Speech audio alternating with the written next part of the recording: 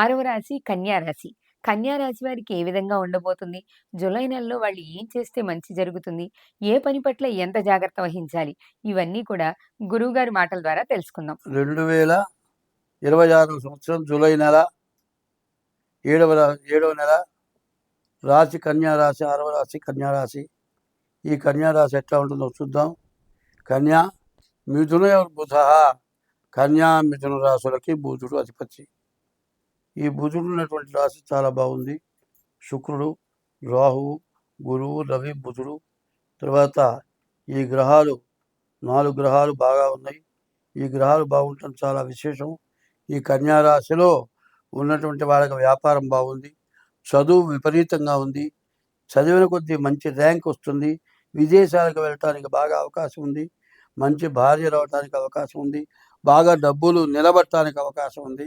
అయితే ఒకటి మాత్రం నిఖరంగా చెబుతున్నాను, ధనమెచ్చిన మదమెచ్చును, మదమెచ్చిన దుర్గుణము మానక హెచ్చును, ధనముడిగిన మదముడుగును, మదముడిగిన దుర్గుణము మానుసవేమాని. డబ్బులు ఎప్పుడైతే పెరుగుతాయో దానివల్ల మానవులకి నష్ట కష్టాలు బాగా విపరీతంగా వచ్చేటువంటి పరిస్థితి, బాగా ఇబ్బందులు వచ్చేటువంటి పరిస్థితులు బాగా ఉన్నాయి. డబ్బే అన్నిటికీ కారకురాలు, ధనమే అన్నిటినీ ఇబ్బంది పెట్టేది. ఎందుకంటే జ్ఞానం గలవాడు డబ్బులు సంపాదించాలని కోరుకోడు. డబ్బులు సంపాదించాలని కోరుకునేవాడు మరి వాడు రాను రాను డబ్బు మీద ఆశ ఎప్పుడైతే పెరిగిందో వాడి యొక్క జీవితం పతనం అయిపోతుందని డబ్బు మీద ఆశ పడరు. ఈ డబ్బు మీద ఆశపడ్డ వాళ్ళు చాలా ఇబ్బందులు పడతారు. అయితే ఇప్పుడు ప్రతి వాళ్ళకి కూడా డబ్బే కావాలి. కానీ డబ్బు అనేది కాదు, ఆకలింది అన్నం పెట్టమంటే పెట్టేవాళ్ళు లేకుండా పోరు. కానీ డబ్బులు దోషులే అంటే ఇచ్చేవాడు ఎవడా ఉంటాడా? మరి సప్తమ శని భార్యాభర్తలకి వియోగం కలిగే లక్షణాలు ఉన్నాయి.